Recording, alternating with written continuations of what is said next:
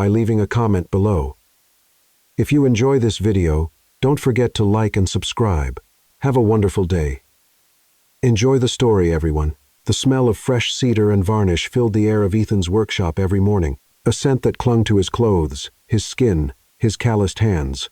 In the heart of Portland's Alberta Arts District, where brick buildings wore murals like second skin and coffee shops buzzed with conversations of artists and dreamers, Ethan carved out his life from wood. His workshop was tucked between a vintage record store and a yoga studio, a place where sawdust danced in beams of golden light, and the rumble of his circular saw became the neighborhood's unlikely lullaby.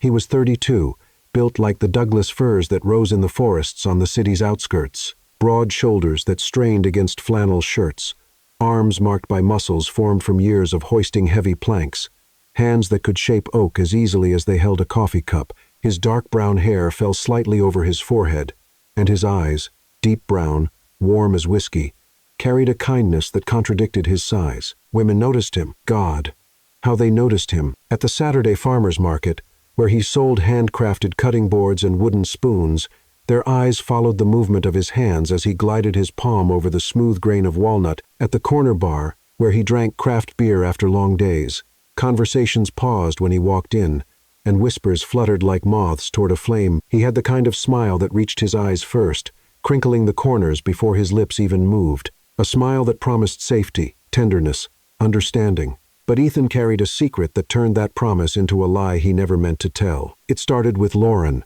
a graphic designer with ink-stained fingers and a laugh that filled entire rooms. They met at a gallery opening, connected over their shared love of creating things with their own hands.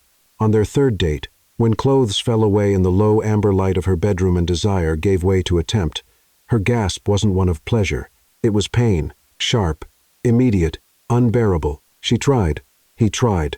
Slow, careful, apologizing with every movement, but her body couldn't accommodate what was offered, and the night ended with her curled away from him, silent tears dampening the pillow as he dressed in shame.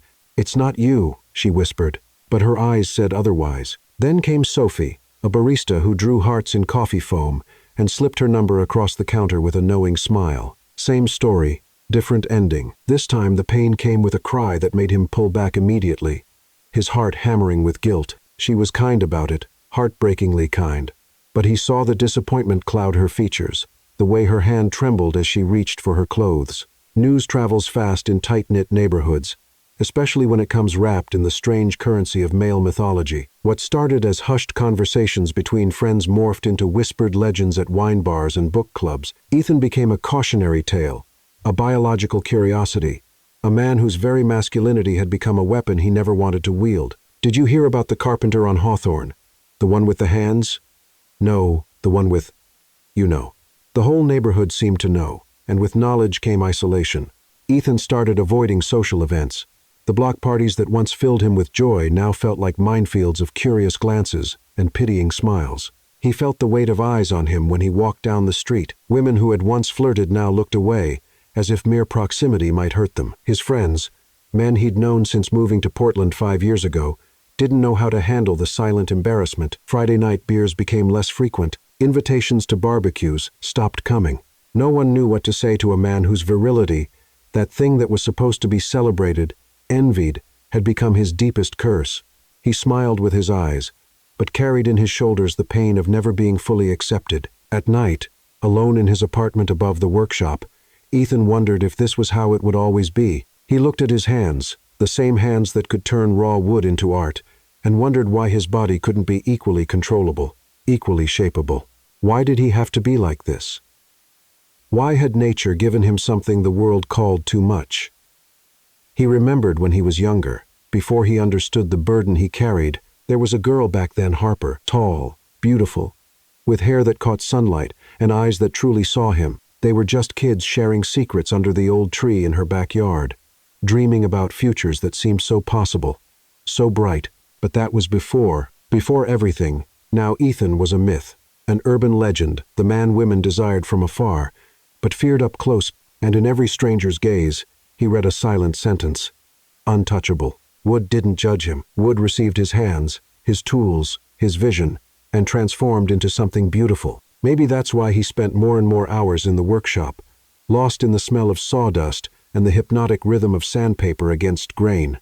There he had control. There he could create without fear of causing pain. But at night, when the city silence settled in and moonlight cast long shadows through the windows of his empty bedroom, Ethan felt the weight of loneliness like a stone in his chest. He was desired, he was feared, but never, ever was he simply loved. The months that followed turned Ethan into a ghost of himself. He still woke every morning to the alarm at 6, still made his coffee strong and bitter, still opened the workshop doors promptly at 7:30. But something fundamental had changed.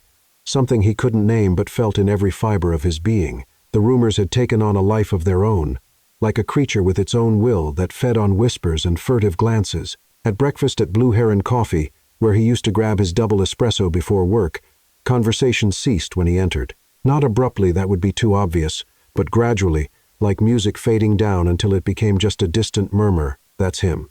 He'd hear sometimes when he pretended not to pay attention.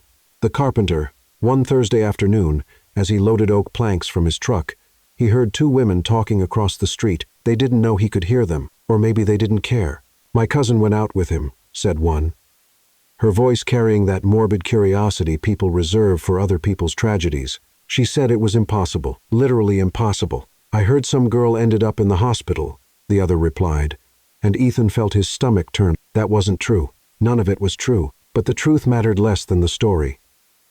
And the story had become something monstrous. The Alberta Arts District, which had once felt like a welcoming community full of artists, dreamers, and creative souls, now seemed like a silent courtroom where he was judged on every corner. Women who used to smile when he passed now looked away. Some looked at him with something that seemed like pity, a pity that burned more than any insult could. And the men were worse in their own way. His friends, or those he had considered friends, began pulling away like the low tide.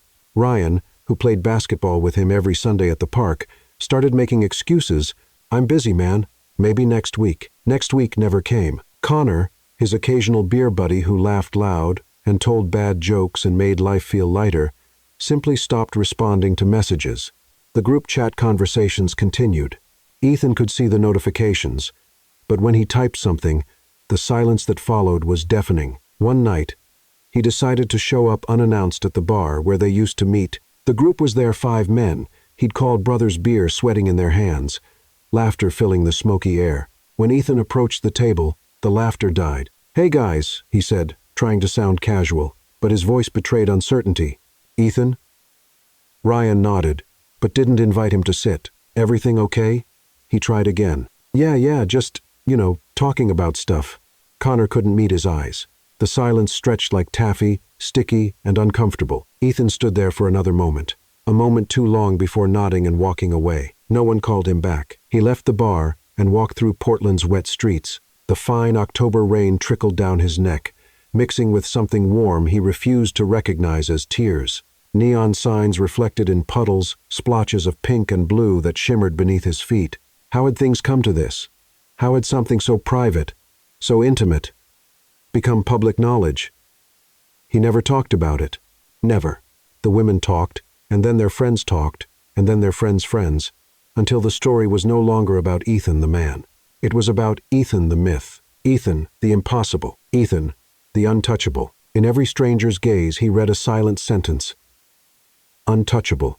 The workshop became both his sanctuary and his prison. He arrived earlier, left later. The sawdust in his lungs felt cleaner than the air outside, heavy with judgment. His hands, those hands that caused so much trouble when they touched skin, were perfect when they touched wood. He created a walnut dining table with marquetry details, so intricate they looked like lace. He spent 60 hours on it.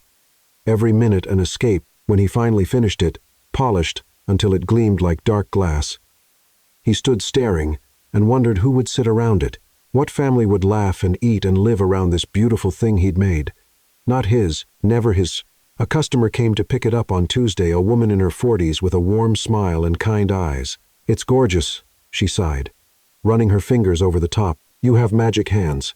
Ethan froze. Magic hands. He'd heard that before, but now the words carried a different weight, a cruel irony. "Thanks," he managed to say. She paid, thanked him again, and left with the movers she'd hired. The workshop went empty again, echoing with silence. That night, Ethan sat on the floor of his workshop, back against the wall, a half-empty bottle of bourbon beside him. Moonlight came through the skylight, casting long bluish shadows over the hanging tools, saws, planes, chisels, each in its place, each with its purpose.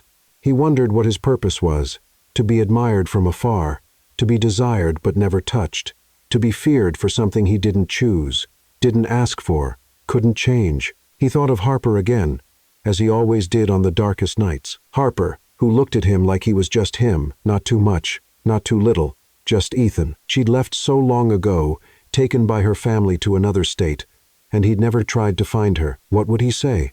"Hey, remember me?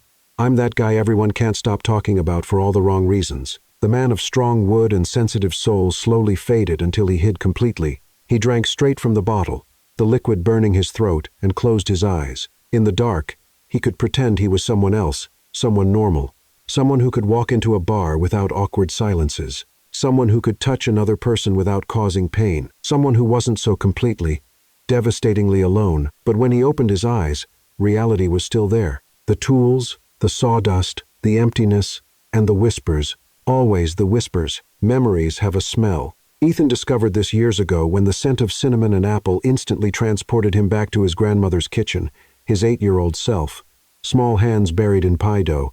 And there was another smell that haunted him on sleepless nights: cut grass, ripe strawberries, and something floral he could never identify.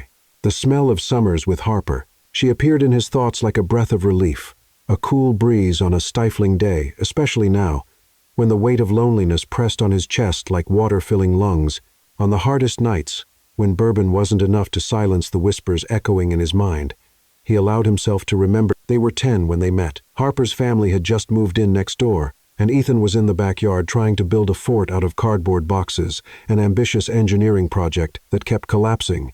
He heard the voice before he saw her. "You're doing it wrong. You need an internal structure." Ethan looked up and his jaw dropped. The girl standing at the fence was tall, not just tall for a 10-year-old girl, really tall. She towered over him by at least 6 inches, maybe more. Her honey-brown hair was pulled back in 2 messy braids, and her green eyes sparkled with sharp intelligence. "I know how to build a fort," he'd replied, defensive in the way only 10-year-olds can be. "Clearly not," she smiled. And there was something in that smile, no meanness, just honesty, that made Ethan laugh. She jumped the fence with athletic ease, and within half an hour they had the most amazing fort in the neighborhood, complete with a roof and windows. They sat inside, knees bent, and shared a box of cookies Harper had brought. "I'm Harper," she said, extending her hand with comic formality. "Ethan," he replied, shaking it. And so it began. They were the playground outcasts, she for being too tall, he for being too quiet. While other kids played soccer and jumped rope, Ethan and Harper built worlds. They turned the old tree in her backyard into a pirate ship, a castle, a space station. They spent hours up there, legs dangling from branches, inventing stories where they were heroes and no one judged them. "My mom says I'll stop growing soon," Harper said one day when she was 12 and already 5'7". Her voice carried a fragile hope that broke Ethan's heart. "Why? You're perfect like this," he'd replied with the brutal honesty of youth. She looked at him, surprised, and then smiled, that smile that made Ethan's world make sense. But she didn't stop growing. At 15, Harper was 6 feet tall, all legs and adolescent awkwardness. Boys at school made jokes. Girls whispered. She started walking, hunched over, trying to shrink, trying to disappear. "Hold your head up," Ethan would say whenever he saw her like that. He'd grown too at 15. He already had broad shoulders and large hands that promised the height yet to come. "You're like a tree, Harper. The tallest ones are always the most beautiful." To him, Harper wasn't tall. She was made to measure for his eyes. They were 16 when everything changed. It was summer, the air thick with the smell of roses from Harper's mother's garden. They were lying on the grass under their tree, watching clouds pass, a ritual they'd kept since childhood. "I'm moving," Harper said suddenly, her voice flat, as if trying not to feel the words. Ethan's head snapped around. "What?" "My dad got a job in Seattle. We're leaving at the end of the month." Ethan's world tilted. "Seattle? That was far. Really far. But you can't," he said, and hated how his voice sounded young, scared. "I don't have a choice, Ethan." She looked at him, and her green eyes were shining with unshed tears. "I don't want to go." They fell silent. The sound of crickets was starting to rise. filling the air with their night song, strawberries and flowers. He could smell her perfume mixed with the grass. He wanted to say so many things, wanted to say she was the only person who made him feel like he belonged somewhere, wanted to say that when he looked at her, he saw a future, not the vague future teenagers dream about, but something concrete, real, possible. But he was 16, and the words stuck in his throat like stones. On the day she left, he went to her house. Most of the boxes were already in the moving truck. Harper was in the backyard staring at the tree with an expression Ethan would never forget, longing for something she hadn't left yet. "Hey," he said softly. She turned, and he saw she was crying. Without thinking, he opened his arms, and she walked into them, all of her height, all of her length, fitting perfectly against him. He'd grown more. Now he was taller, but just enough so her chin could rest on his shoulder, so his arms could wrap around her completely. "Will you write to me?" she whispered against his neck, and he felt the wetness of her tears on his skin. Every day, he promised. They stayed like that for a long time, long enough for Harper's mother to have to call her twice. When they finally separated, Harper held his face between her hands. "You're my favorite person in the whole world," she said. "You know that, right?" He nodded, not trusting his voice. And then she was gone. They wrote for a few months long emails full of details about their separate lives, but life has a way of intruding. High school ended, college started, emails got shorter, more spaced out, until eventually they stopped completely. But Ethan never forgot. He couldn't, because Harper was proof that at least once someone had seen him, really seen him, and hadn't found him too much or too little. Now, sitting on the floor of his empty workshop, bourbon burning in his stomach, Ethan wondered where she was, what she was doing, if she still thought about him, if she'd found someone who saw her the way he always had, not as too tall, but as exactly right. He closed his eyes and could see her clearly. 15 years old, all legs and shy smiles. Saying she was too tall as if it were a flaw. "You're perfect," he'd said, and he'd really believed it. He still did. There's a specific kind of pain that comes from losing someone who's still alive, an emotional amputation where the phantom limb keeps aching years later. Ethan knew this pain intimately. It lived in his chest just below his ribs, a constant weight he'd learned to carry as part of himself. That last afternoon with Harper remained preserved in his memory with cruel clarity, every detail sharp as broken glass, every moment capable of cutting if he touched it wrong. It was August, the kind of day when summer heat began giving way to the promise of fall. The sky was that deep, impossible blue that only exists at summer's end, and the leaves of the old tree in Harper's backyard whispered with a breeze that smelled like change. Ethan had spent the entire morning trying to find the right words. He practiced speeches in the bathroom mirror, wrote and tore up 3 different letters, rehearsed declarations while pretending to organize his room. But now, standing in front of her house, seeing the moving truck almost completely loaded, all those carefully chosen words evaporated like dew under the sun. Harper's mother was on the porch, packing the last items into cardboard boxes. She saw Ethan and smiled, a sad smile that said she understood somehow what was happening in his heart. "She's out back, honey," she said softly. "In the tree? Of course she was. Where else would she be?" Ethan walked around the house, his Converse sneakers sinking slightly into the grass still damp with morning dew. And there she was, Harper sitting on the thickest branch of the old tree, legs swinging in the air, staring at the horizon as if she could see Seattle from there. She wore a yellow summer dress, her mother had probably insisted she put on for the trip, but had a hoodie tied around her waist. Always practical, always prepared. Her hair was down, falling down her back in honey-brown waves that caught the sunlight. She looked grown up, different from the girl he'd known just a few years ago, but still unmistakably Harper. "Can I come up?" he asked, stopping at the base of the tree. She looked down and smiled. But there were tears in her eyes. "Like you need to ask." Ethan climbed with the ease of years of practice. They'd climbed this tree thousands of times, knew every branch, every knot in the wood, every safe place to put your foot. He sat beside her, and their shoulders touched. Perfect fit, like always. For a long moment, they just sat in silence. The wind moved the leaves above them, creating patterns of light and shadow on their faces. A songbird chirped somewhere nearby. The world kept turning, indifferent to the fact that his was about to fall apart. "Remember when we built that fort up here?" Harper said finally, her voice thick. "You were so sure the branch would hold all those planks you dragged up from the basement." "It did," Ethan replied, forcing lightness into his voice. "For 3 days? Then it collapsed and almost broke your brother's arm. Technical details." She laughed a small, broken sound, and then the laugh turned into a sob. Ethan felt his own chest tighten. "I don't want to go," she whispered. "I told my parents. I begged. But my dad already signed the contract. We already have a house. They already enrolled my sister in the new school. And I—" Her voice failed. Ethan turned to look at her and saw tears streaming down her cheeks. Without thinking, he raised his hand and wiped them away with his thumb, a gesture so intimate, so natural that neither of them questioned it. "Seattle's not that far," he said, though they both knew it was a lie. "It might as well be another planet." "It's too far," she replied, and her voice carried a truth that cut. "We'll talk every day." "I promise." "Promises change," Harper said, and there was a wisdom in her words that went beyond her 16 years. "People change. You'll make new friends senior year. You'll meet pretty girls who actually understand football and aren't taller than you." "Hey."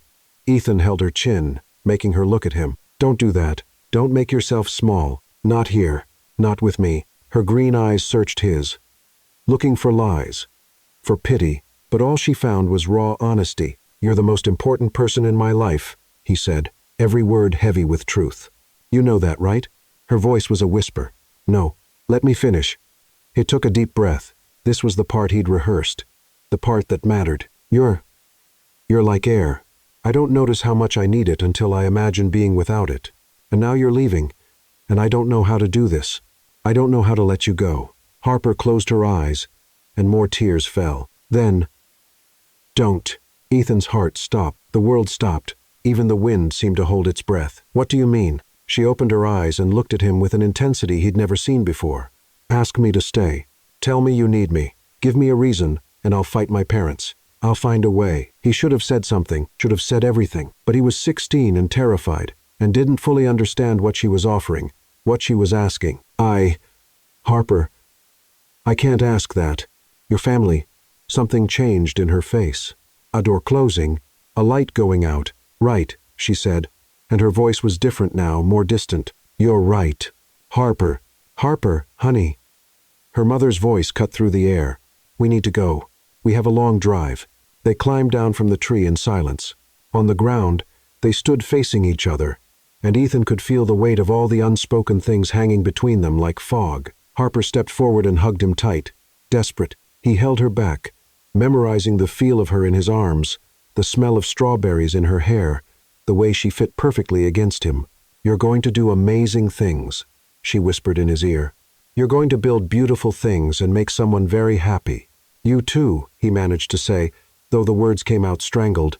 She pulled back, and for a moment, just a moment, their faces were inches apart. His eyes fell to her lips. Hers did the same. The air between them was charged, electric with possibility. But then she stepped back, took one step away, then another. "Goodbye, Ethan. See you later," he corrected, because goodbye felt too final. She smiled sadly. "See you later." He stood there, rooted in place, as she walked to the car. Stood there as the door closed. Stood there as the engine started and the car pulled out of the driveway, drove down the street, and disappeared around the corner.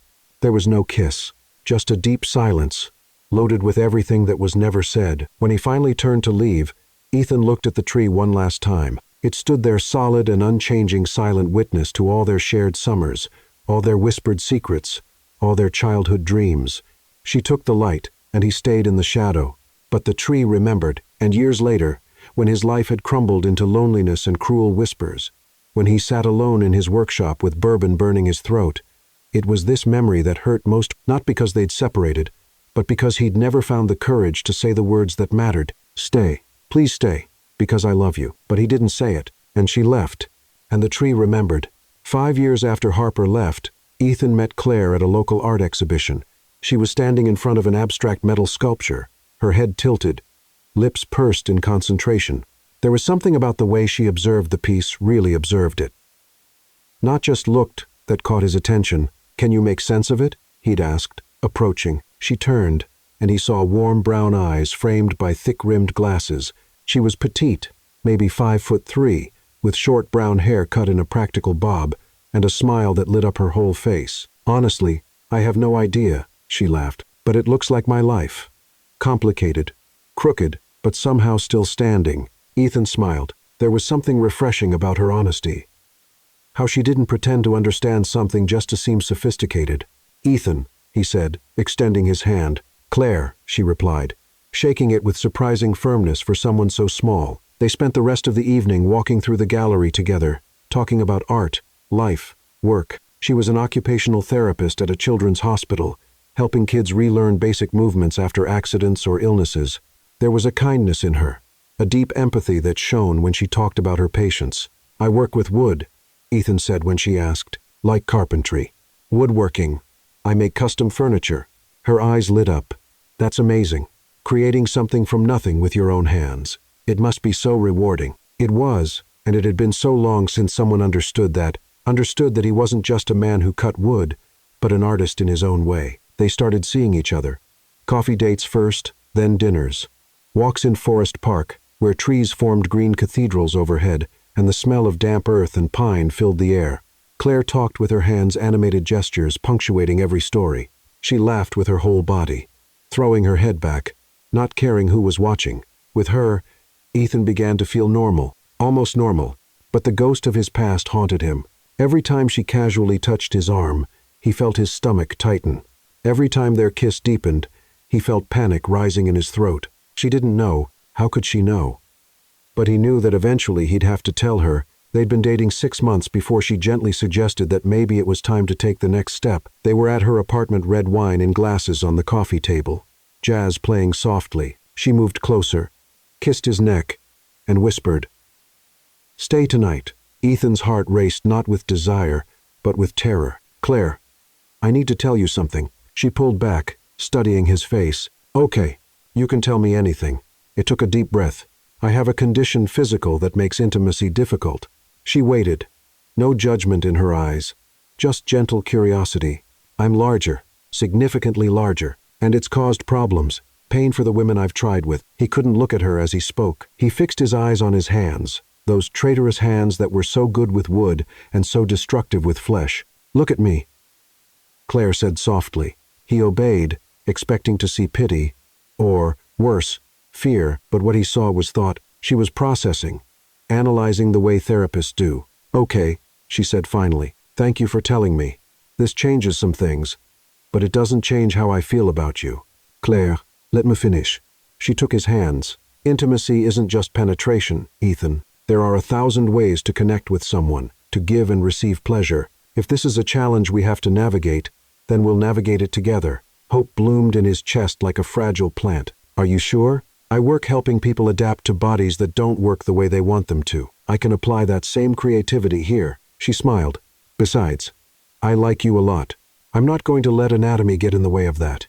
They tried. God, how they tried. Claire researched, consulted colleagues discreetly, bought books on alternative sexuality. They explored touch, oral pleasure, toys, positions, and for a while, a brief and beautiful while, it seemed to work. Ethan learned to give pleasure in ways he'd never considered. Claire was patient, communicative, willing to experiment. But something was missing, something neither of them wanted to admit out loud. She never said anything, but he saw it in her eyes afterward, a small, silent sadness. A hunger not quite satisfied. She loved him. He knew that, but her body wanted something.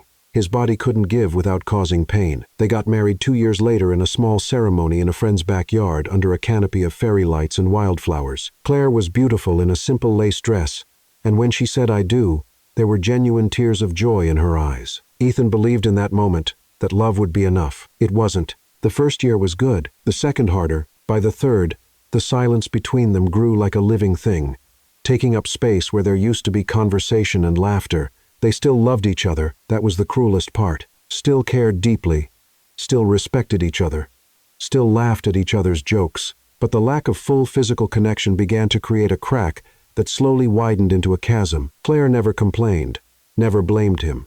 But he saw it in the way she sighed when she thought he wasn't listening, in the way her gaze lingered when she saw couples touching casually, in the way she pulled away slightly when he reached for her in bed. One winter night, 4 years into the marriage, she sat on the couch beside him and took his hand. "Ethan," she said softly, and he knew from her tone that something was breaking. "We need to talk." His stomach sank. "Okay, I love you. You know that, right?" "I know, and you're one of the best men I've ever met. Kind, talented, thoughtful." Tears filled her eyes. "But I can't do this anymore. I tried. God, how I tried. But there's something missing, and it's eating me up inside." He nodded because he knew. Of course he knew. He felt it too, the hole where there should be wholeness, the hunger that no amount of other forms of intimacy could completely fill. "I don't blame you," she continued, her voice breaking. "This isn't your fault, but it's also not my fault for wanting more, for wanting everything. And I feel so selfish saying that." "You're not selfish," Ethan said, and he truly believed it. "You deserve everything you want. You deserve someone who can give you that." "I don't want someone else. I want you," he finished for her. "But you can't have both," she sobbed, covering her face with her hands. Ethan pulled her into a hug, and they stayed like that for a long time, crying, holding each other, mourning a marriage that was dying not from lack of love, but from lack of ability. The divorce was amicable, if such a thing exists. They divided assets fairly, kept communication respectful, promised to remain friends. "You'll find someone," Claire said the day she finished moving her things out. "Someone who fits in all the ways that matter." "You too," he replied, though he didn't believe it for himself. She kissed his cheek, one last gesture of affection, and then she was gone. Ethan stood in the empty apartment, surrounded by spaces where her belongings used to be. The half-empty bookshelf, the empty hook in the bathroom where her robe used to hang, the silence where there used to be her laughter. Claire left. Ethan stayed once again alone and wounded. Something was missing between them, something the soul asked for and the body couldn't give. And in the growing darkness of that winter afternoon, Ethan wondered if it would always be like this, loved halfway, desired, but never fully accepted, condemned to live at the intersection between desire and impossibility. Wood never rejected him. Wood always responded to his hands. Maybe, he thought, that was all he deserved. The winter after the divorce was the darkest Ethan had ever lived through, not just in the metaphorical sense, though it certainly was that, but literally. Portland plunged into weeks of relentless rain, the kind that turned the world into shades of gray and made the sun seem like a forgotten myth. Ethan stopped going to the bar, stopped answering messages, stopped accepting orders that required more than the mechanical work of his hands. He'd wake up, go to the workshop, work until his muscles screamed, and then climb up to the empty apartment, where he slept a dreamless sleep aided by bourbon. It was a type of existence, basic, functioning, disguised as life. It was on one of those January afternoons, when rain beat against the workshop windows like impatient fingers, that he heard the knock on the door, soft but insistent. Ethan considered ignoring it. He wasn't expecting anyone, didn't want to see anyone, but the knock came again, and something, maybe curiosity, maybe simple ingrained politeness, made him put down his sandpaper and open the door. On the other side stood a woman he vaguely recognized from the neighborhood, Miss Ellie, as everyone called her, though he never knew if that was actually her name or just a title of respect. She must have a range been in her early 70s, maybe older, with dark skin that seemed polished by time until it shone, and eyes that carried the weight of wisdom earned through decades of lived life. She wore a quilted purple coat against the rain and held a basket covered with a checkered cloth. "Ethan," she said, and her voice carried the soft accent of the American South. "Can I come in? I'm getting soaked out here." "Sure. Sorry." He opened the door wider, making room for her to pass. Miss Ellie entered with the familiarity of someone who never doubted their welcome. Her eyes swept over the workshop, the organized tools, the sawdust on the floor, the half-finished project on the workbench, and she nodded, as if approving. "You have talented hands," she said, placing the basket on a clean table. "I saw that table you made for the Carter family. Beautiful. Absolutely beautiful." "Thank you," Ethan murmured, not quite knowing what to do with his hands. He shoved them in his jeans pockets. "I brought soup," she said, pulling back the cloth to reveal a glass container still steaming. "Chicken with vegetables, my mother's recipe, and bread.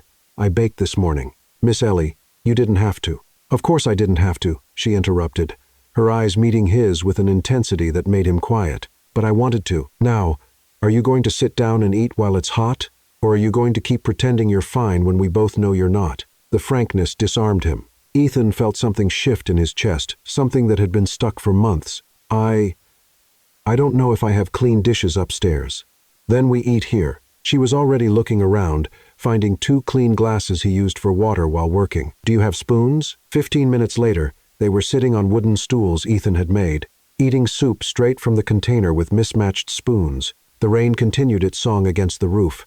The smell of garlic and thyme filled the air, mixing with the familiar fragrance of wood. Miss Ellie didn't speak while they ate, just ate with silent appreciation, occasionally breaking off bread and passing him a piece. There was something deeply comforting about her presence, not intrusive, just solid, like an ancient tree that existed long before you and would continue long after. When they finished, she put her spoon aside and looked at him directly. "You're hiding," she said. It wasn't a question. Ethan looked at his hands. "I'm working. Work and life aren't the same thing, son. You're breathing, but you're not living. There's a difference." He didn't respond. What could he say? "Can I ask you a question?" Miss Ellie didn't wait for permission. "What do you think is keeping you from being happy?" He stopped, searching for the right words. "My body, my anatomy. I'm too much. I hurt people I want to touch. I drive away people I want to keep close." Miss Ellie nodded slowly, as if considering something deeply. "Have you ever heard of bonsai?" The change of subject confused him. "The small trees?" "Yes. You take a tree that would naturally grow 20, 30 meters tall and you keep it small through careful pruning, wire manipulation. Some say it's art. Others say it's cruelty." She paused. "What do you think?" "I don't know. I've never thought about it. The tree isn't broken, Ethan. It's not sick. It's just being forced to be something it's not naturally. And when you stop forcing it, when you plant it in the right soil with the right space, it grows exactly as it should." Her eyes held his. "You're not broken, son. You just haven't found the right soil yet." Ethan's throat tightened. "But I've hurt people. You tried to fit into spaces that weren't made for you. That's not your fault. It's not their fault. It's just incompatibility." She reached out, placing a wrinkled but warm hand over his. "But somewhere out there is someone for whom you're not too much. Someone for whom you're exactly right. How can you know that?" "Because I've lived 83 years on this planet, and one thing I've learned is that nature doesn't make mistakes. Everything has its place, its purpose, its counterpart. You just haven't found yours yet." Ethan felt something wet on his cheek and realized, surprised, that he was crying, not sobbing, just silent tears streaming down as years of shame and loneliness finally found an outlet. Miss Ellie said nothing, just held his hand and let him cry. When he finally composed himself, she stood up, gathering the empty containers.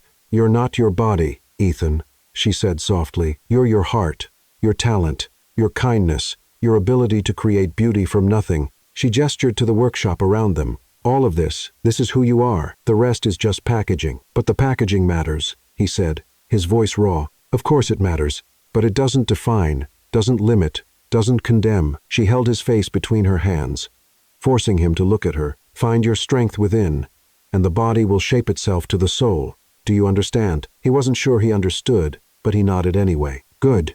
She smiled, a smile that lit up her entire face, turning the wrinkles into maps of lived joy. "Now you're going to promise old Miss Ellie something." "What?" "You're going to stop hiding. You're going to go out into this world again. You're going to remember that you deserve love, real, complete, unconditional." Her eyes pierced his. "Promisey." The word stuck in his throat. Making that promise felt impossible, like committing to fly. But there was something about Miss Ellie and her unshakable certainty, in her fierce kindness, that made him want to believe. "I promise," he whispered. "Good boy." She kissed his forehead, a maternal gesture that made him think of his own mother, dead 5 years now. "Now I'm leaving the rest of the soup. You eat, you rest, and tomorrow you start again. Okay?" "Okay." She went to the door, then stopped and looked back. "Ethan, one last thing. The person you're waiting for, she's waiting for you too. Don't make her wait too long." And then she was gone, leaving only the smell of soup, the warmth of her presence, and a tiny seed of hope that Ethan didn't know could still grow. That night, for the first time in months, he didn't drink bourbon until he passed out. Instead, he sat by the window watching the rain and thought about trees, how they grow, how they adapt, how they find their way toward the light even when planted in shadow. Miss Ellie's words echoed. "You're not your body, you're your heart." And for the first time in as long as he could remember, Ethan began to believe that maybe, just maybe, she was right. Spring arrived in Portland like a whispered promise. Cherry blossoms exploded in pink clouds along the streets. The air finally lost its winter bite. Days stretched lazily into evening. Ethan had started going out again slowly, like someone testing thin ice. Morning walks in the park, coffee at Blue Heron, without looking over his shoulder. Small steps back into the world. It was a Saturday in April when everything changed. He was at the neighborhood farmer's market, not selling, just walking, watching, letting the movement and sound of life happen around him. The smell of freshly roasted coffee mixed with the scent of fresh flowers and baked bread. Children ran between stalls, laughter echoing. Street musicians played guitar on corners, their instrument cases open for coins. Ethan stopped at a used bookstore, flipping through a worn copy of Steinbeck, when he felt more than heard a change in the air, that strange, inexplicable feeling when you know you're being watched. He turned, and there across the street, standing in front of a flower stall, was Harper. The world tilted on its axis. She was in profile to him, examining a bouquet of peonies. And for a moment Ethan thought he was imagining it, that loneliness and longing had finally conspired to create a mirage. But then she turned her head just slightly, just enough for the sun to catch in her hair, and he knew, Harper. She had changed. Of course she had. 16 years had passed since that afternoon under the tree, but the changes hadn't diminished her. Instead, they'd refined something that had always been there. She was even taller, if that was possible, or maybe she just carried her height differently now. No hunching, no apologies. She wore a green dress that flowed to just below her knees and a denim jacket thrown over her shoulders. Her honey-brown hair was longer, falling in loose waves down her back, but it was her eyes even at a distance. He recognized those green eyes that had seen him when no one else did. Ethan's heart hammered against his ribs, like a bird trying to escape. His hands started to sweat. Should he go to her? Should he just stand there? What if she didn't remember him? What if she remembered but didn't care? Before he could decide, she turned completely, and her eyes met his across the crowd. Recognition was instant. He saw it in the widening of her eyes, in the way her mouth opened slightly, in the way she dropped the bouquet she was holding. For a moment suspended in amber, neither of them moved. The world kept spinning around them, but they were fixed points anchored by shared history and years of silence. Then Harper smiled. It wasn't the shy smile of the girl he remembered. It was something fuller, more confident, but still unmistakably hers. And she started walking long strides, steady gaze crossing the street toward him, as if the 16 years between them were just days. Ethan couldn't move. He was rooted in place, holding a book he'd completely forgotten about, watching her approach like it was a dream he might wake from at any moment. She stopped 3 feet away, and up close she was even more beautiful than he remembered, not in the polished magazine way, but in the real way of someone who had lived, suffered, grown. There were fine lines around her eyes that spoke of much laughter. There was a strength in her jaw that hadn't been there at 16. There was a fullness to her presence that made the air around her seem denser, more alive. "Ethan," she said. And hearing his name in her voice after so long was like hearing music he didn't know he'd forgotten. "Harper." His own voice came out uneven. You're here." "I am." She laughed, a small, disbelieving sound. "God. You look tall," he offered, trying for humor to cover the fact that he was shaking. "Grown," she corrected. And there was something in her eyes as she looked him over that made heat rise in his skin. "You look wonderful, Ethan." He didn't know what to say to that, so he said the first thing that came to mind. "You too. You always have been." Something lit up in her face. Pleasure. Memory. Something deeper he couldn't name. "Can I hug you?" she asked, and there was a vulnerability in that question that broke something in him. "Please." She stepped forward and wrapped her arms around him. And God, she fit perfectly. Still, after all these years, after all the growth and change, she still fit against him like they were 2 pieces of the same puzzle. Her head rested on his shoulder. Her perfume, something floral but with a woody note, filled his senses. He could feel her warmth through his shirt, the steady rhythm of her breathing. They stayed like that for too long to be casual, but neither pulled away. Around them, the market continued, people passing, conversations flowing, but they were an island of quiet in the middle of chaos. When they finally separated, Harper kept her hands on his arms as if needing to maintain physical contact. "What are you doing here?" Ethan asked. "I thought Seattle. I moved back 3 weeks ago." Her thumbs moved unconsciously against his biceps, small circles he felt through the fabric. "I got a job as an architect at a firm here, and I wanted to come home." "Portland is home." Her eyes met his. It always was, even when it wasn't. There was so much weight in those words, so much left unsaid. "Coffee?" he heard himself say. "I know a place. Unless you're busy." "I'm not busy." She said it so quickly that they both laughed, a nervous, relieved laugh. Coffee would be perfect. They walked side by side through the Alberta Arts District streets, and it was surreal and perfectly natural at the same time. Their arms brushed occasionally, sending small sparks of awareness through him. She pointed out changes in the neighborhood, new buildings, shops that had replaced old ones, and he filled in the gaps, telling stories about the community that had developed while she was gone. "Do you still make furniture?" she asked as they turned a corner. "Yeah. I have a workshop on Hawthorne. Can I see it?" He hesitated. The workshop was his private space, his sanctuary, but this was Harper, and he found he wanted her to see, wanted her to understand who he'd become. "Sure.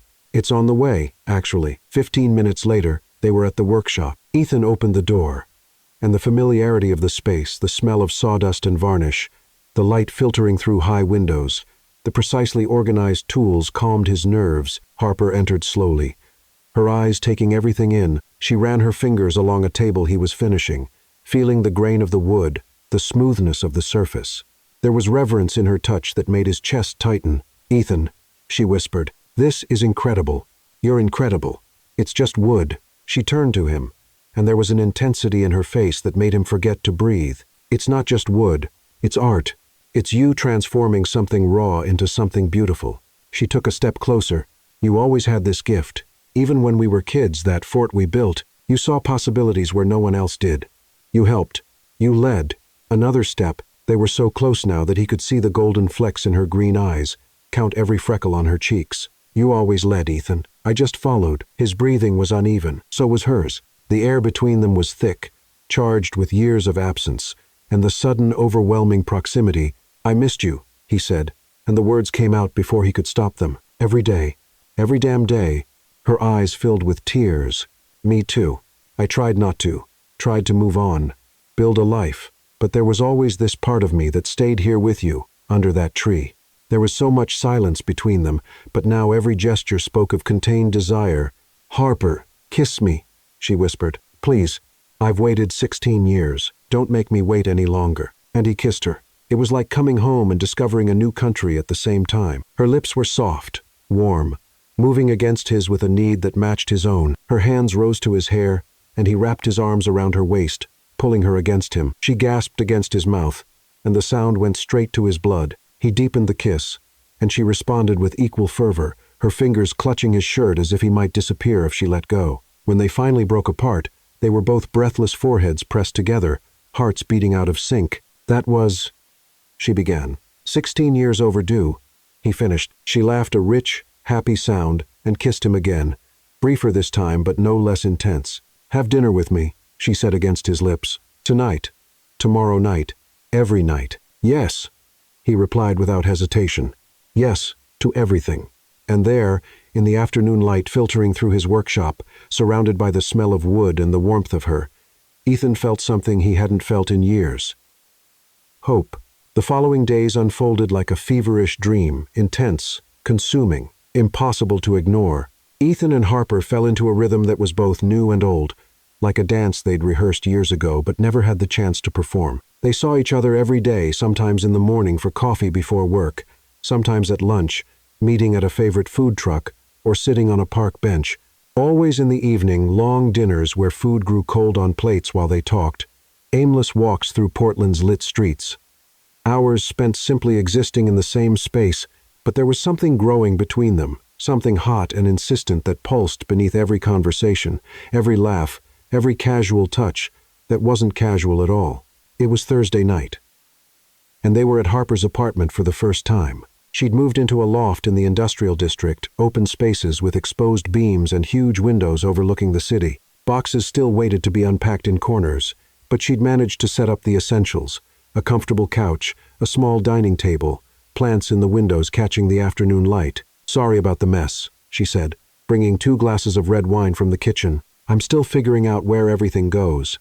"It's perfect," Ethan said, and he wasn't talking about the apartment. Harper wore black leggings and an oversized t-shirt that slipped off one shoulder, revealing the curve of her collarbone. Her hair was pulled up in a messy bun, loose strands framing her face, no makeup, barefoot, completely relaxed, and she took his breath away. They sat on the couch, legs folded beneath them, turning toward each other. Conversation flowed naturally, talking about work, about plans for the weekend, about an art exhibition she wanted to see. But beneath the words, another conversation was happening in looks that lingered a second too long, in smiles that carried promises, in the way their knees touched and neither pulled away. "You have sawdust in your hair," Harper said suddenly, laughing. What?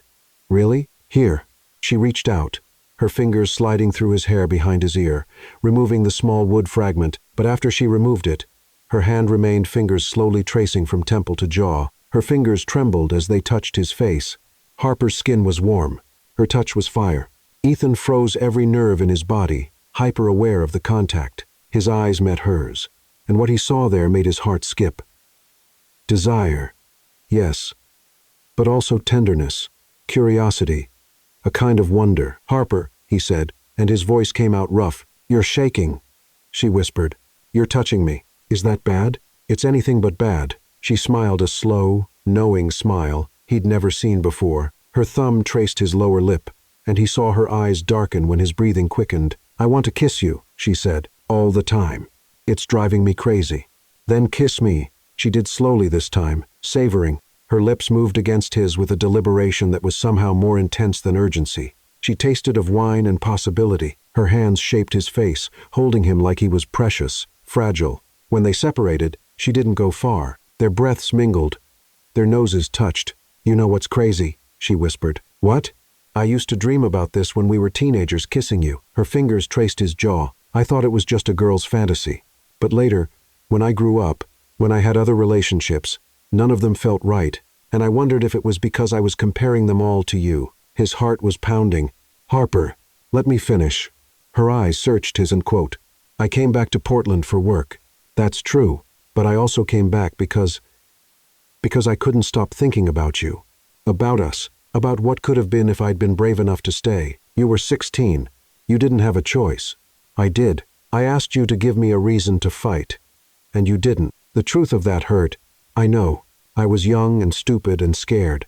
Me too. She smiled sadly. But we're not young anymore. And I'm not scared anymore. She kissed him again, and this time there was urgency. Her hands slid from his face to his neck to his shoulders, exploring with a curiosity that made his blood boil. He pulled her closer, his hands on her waist, feeling her warmth through the thin fabric of her shirt. She shifted, swinging a leg over him, so she was sitting in his lap facing him. The position pressed them together in ways that made them both gasp. Her eyes widened, and he saw the exact moment she felt. It felt how much he wanted her. The physical evidence pressing between them. He froze, familiar terror rising in his throat. This was when everything always fell apart. When the reality of his body met desire, and desire died under the weight of impossibility, but Harper didn't pull away. Instead, she held his face between her hands, forcing him to look at her. Hey, she said softly, where did you go? Harper, I need to tell you something. Okay. She didn't move from his lap. You can tell me anything. He took a deep breath, trying to find the words how to explain without sounding like a monster. How to warn without scaring her. My anatomy is not typical. I'm larger than most men, significantly larger, and it's caused problems, pain for past partners. He watched her face, expecting to see fear or pity or disgust. But what he saw was thought, consideration. Larger? How? She asked directly. He blinked, not expecting that response. In all aspects, length and girth, how much larger are we talking? Harper. Ethan, I'm an architect. I work with measurements. Specificity helps me.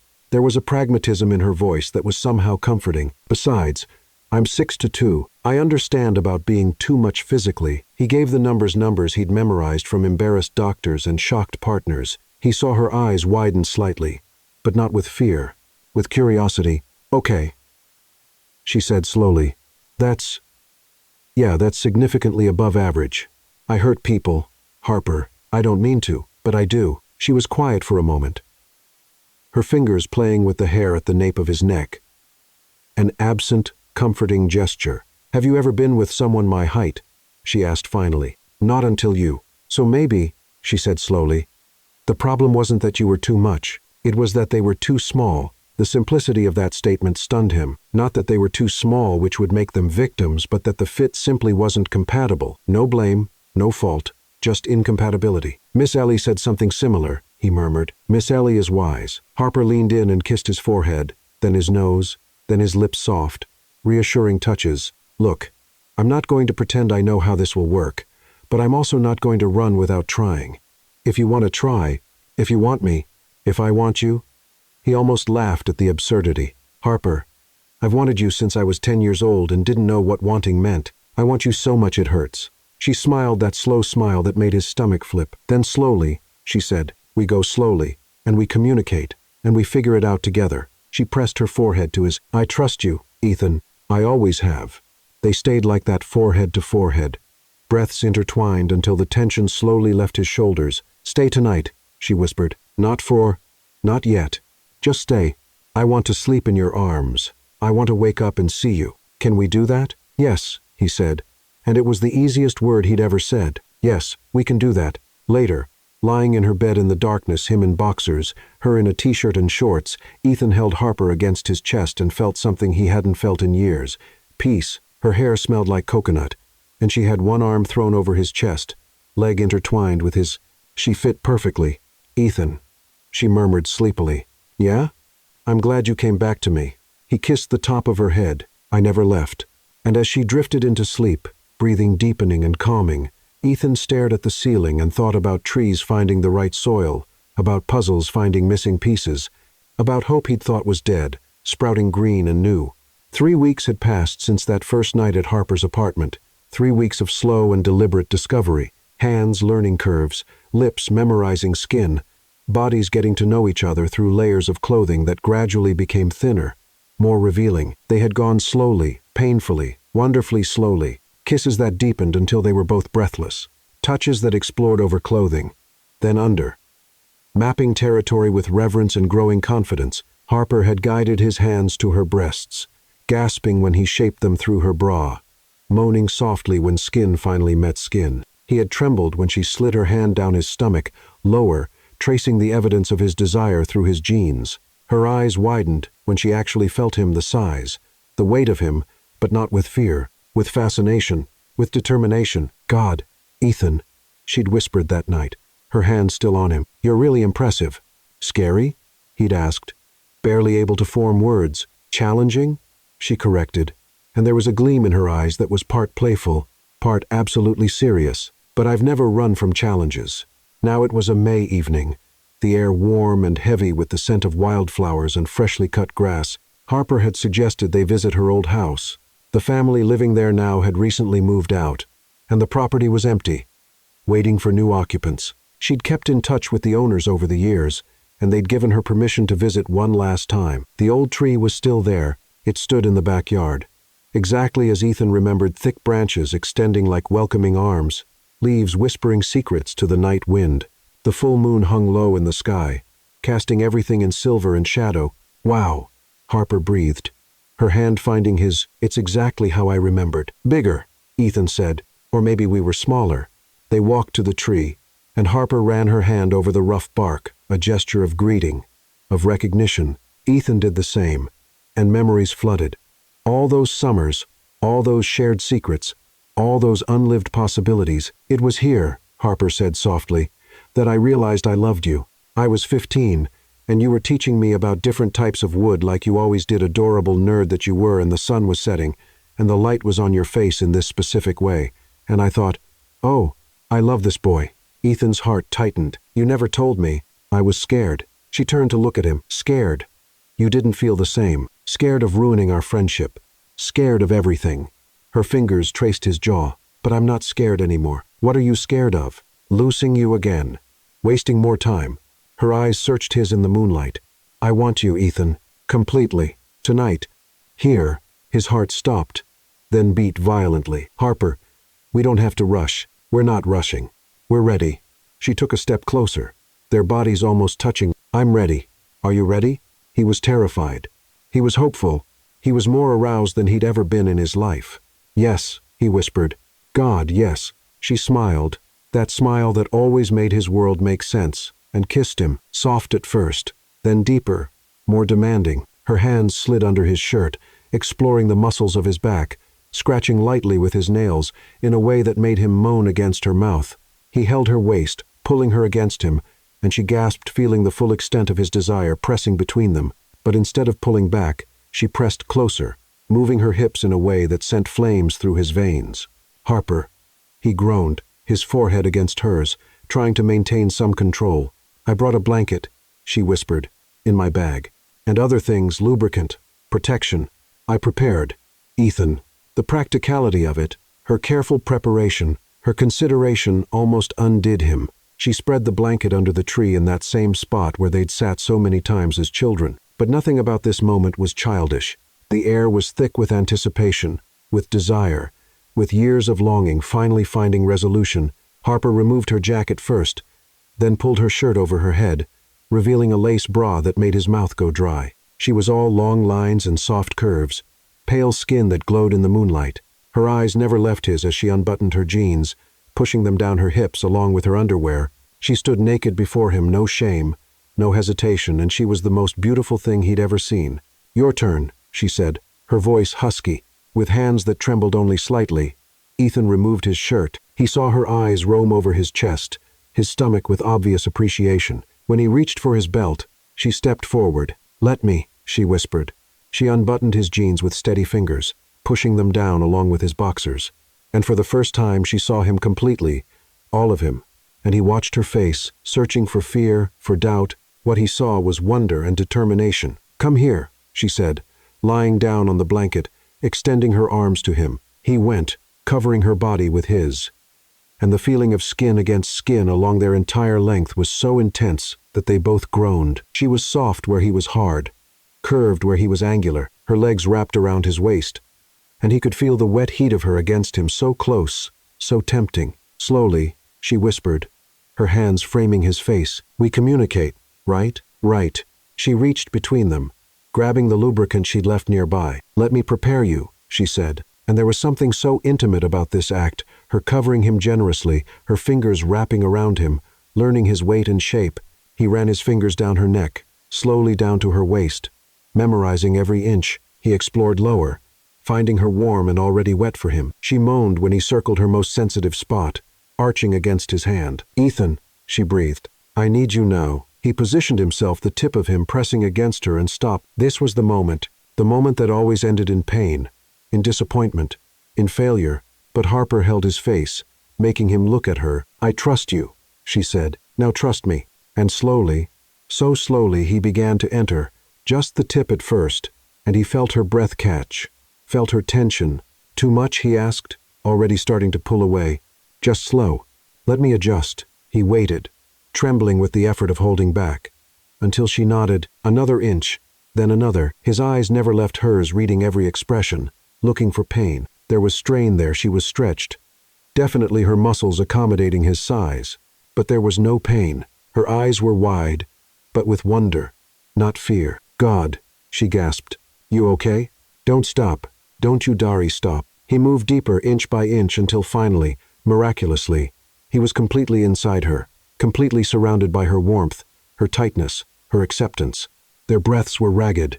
The kisses were intense, wet, hungry. She moaned softly when he pressed his lips to her neck. Skin against skin, careful touches, absolute surrender. He entered her with care and reverence, like someone honoring a miracle. Harper wrapped her legs around Ethan, eyes closed, mouth parted, body saying yes in every movement.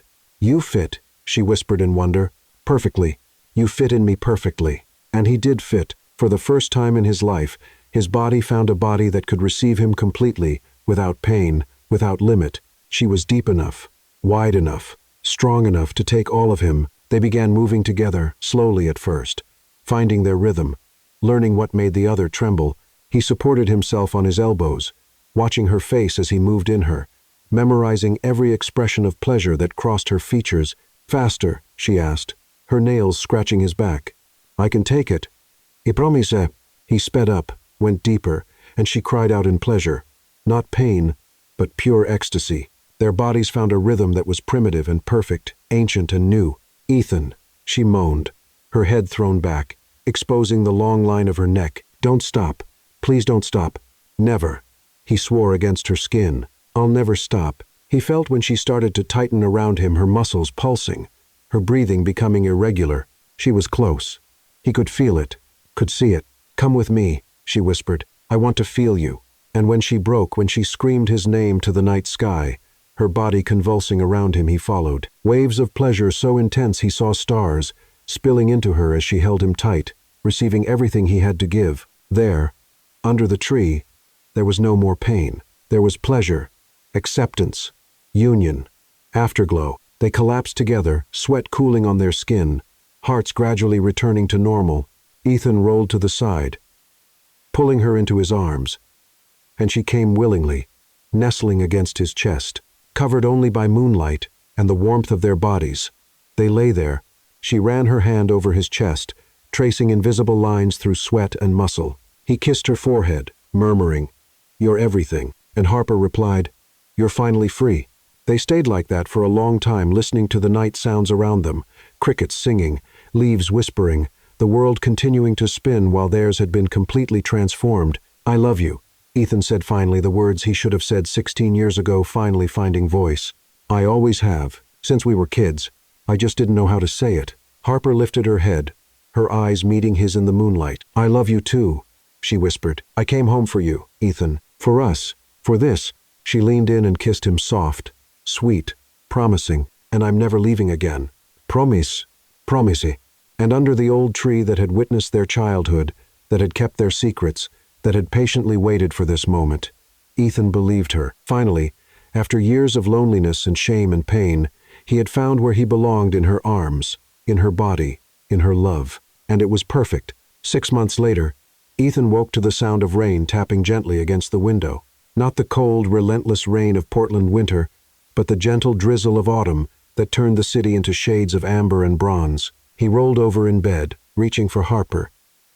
But the space beside him was empty, the sheets still warm from where she'd been. He found her in the kitchen of their apartment now, since she'd officially moved into the space above the workshop 2 months ago. She was on her tiptoes, reaching for a mug in the upper cabinet, wearing only one of his oversized t-shirts that barely covered her thighs. "Good morning," he said, wrapping his arms around her waist from behind, burying his face in her neck. She leaned back against him, letting out a contented sigh. "Good morning, love."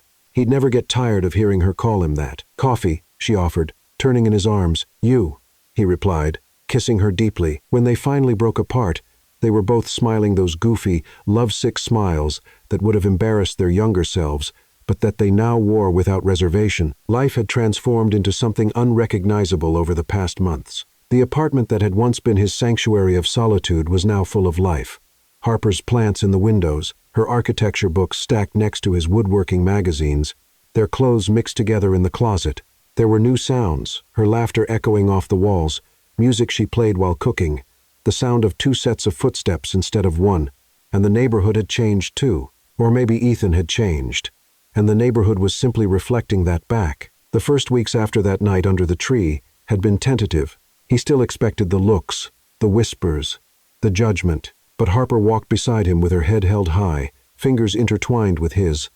And something about her confidence, her complete lack of shame, began to change the narrative. Miss Ellie was the first to notice. She saw them together at the neighborhood market, and her whole face lit up. "There she is," Miss Ellie said, pulling Harper into a hug before they'd even been formally introduced. "The person you were waiting for." Harper looked at Ethan, confused but smiling. "Miss Ellie said you were waiting for me," Ethan explained. "Months before you came back." "I knew," Miss Ellie said with that certainty that only comes with age and wisdom. "Always knew you two fit."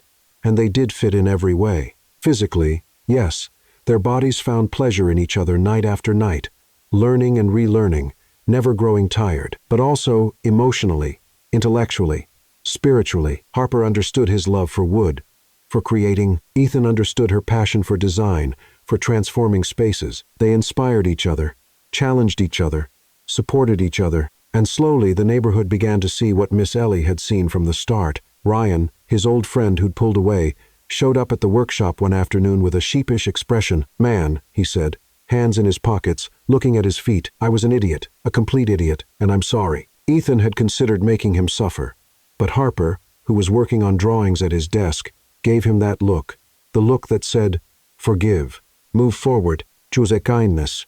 "It's okay," Ethan said, and he meant it. "Want a beer?" They rebuilt the friendship slowly, brick by brick, and Ryan brought Connor, who brought others, until the group was back changed. Older, but still there. The women who'd once looked at him with pity or fear now saw him differently, because beside him stood Harper, confident, happy, obviously and completely loved. And if she wasn't afraid of him, if she chose him every day, then maybe the story they'd told about him was wrong. Lauren, his first, stopped him on the street one day. She was with a guy, fingers intertwined, but she stopped when she saw him. "Ethan," she said, and there was something in her voice regret. "Maybe. I heard you're engaged. Congratulations." "Thank you," he replied genuinely.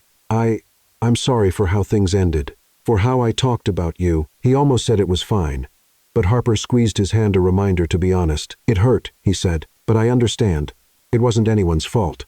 Just not compatible." She nodded, tears shining in her eyes. "I hope she knows how lucky she is." "I do," Harper said softly, stepping forward. "And he knows he's lucky too."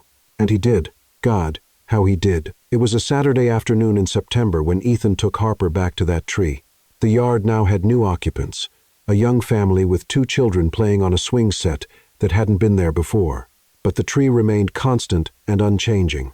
"Remember this place?" he asked, though it was obviously a rhetorical question. "How could I forget?"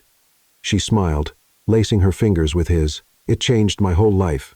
"Mine too." He turned to her, and his heart was pounding so hard he was sure she could hear it. "Harper, we stood under this tree when we were 10 and built forts. We stood here when we were 16 and said goodbye without saying the words that matter. And we stood here 6 months ago and finally found each other for real."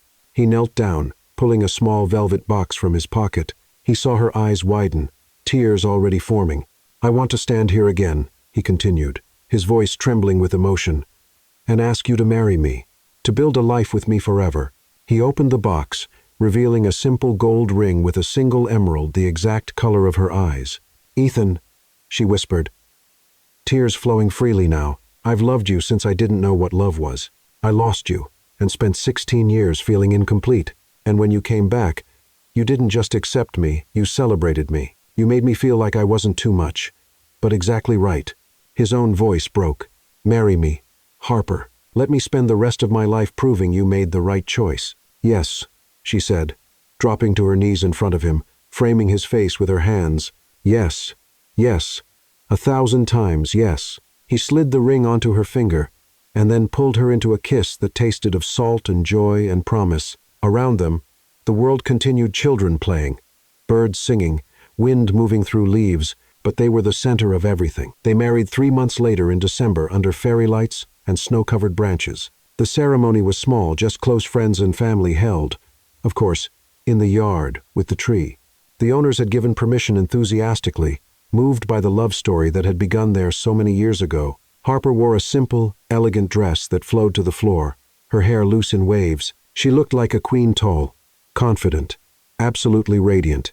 Ethan wore a suit Harper had helped him choose, but all he could see was her walking toward him, choosing him, saying yes to their future. Miss Ellie officiated the ceremony because, as she said, "I brought you 2 this far. I can finish the job." "Ethan and Harper," she said, her voice carrying in the cold, clear air, "are proof that love isn't about perfection. It's about fit.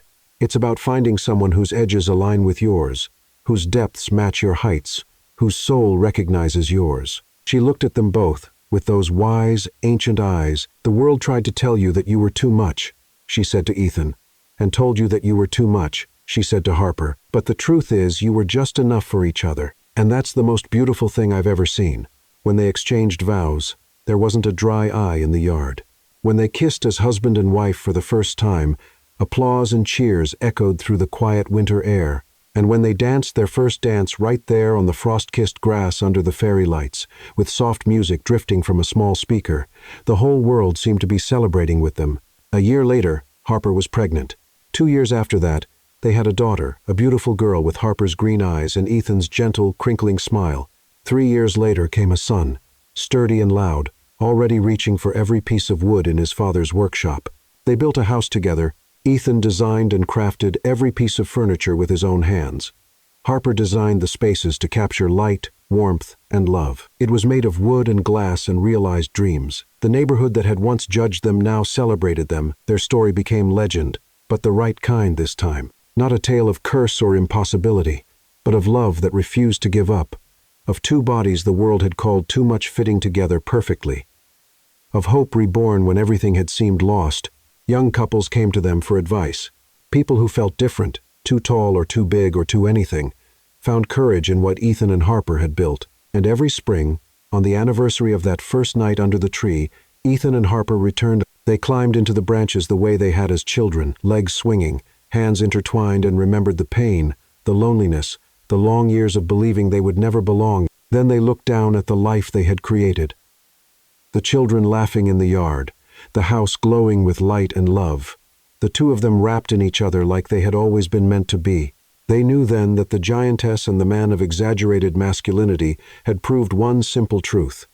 Real love doesn't measure.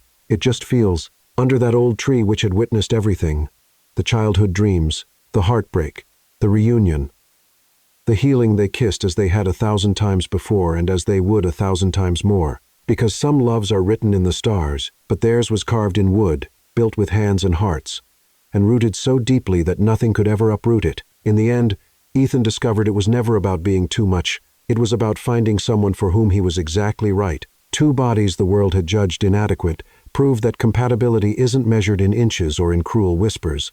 It's measured in hearts that recognize each other across 16 silent years, in souls that slide together under an old tree, and finally, perfectly, fit. Sometimes the hardest journey isn't changing who we are. It's finding the one person who sees us exactly as we were always meant to be seen. And have you ever felt too much or too little for this world? Have you ever believed you'd never find the one who would embrace every inch of you, every quirk, every excess, every truth? Because deep down, this story isn't just about Ethan and Harper. It's about all of us searching for our place, our perfect fit, our breathe.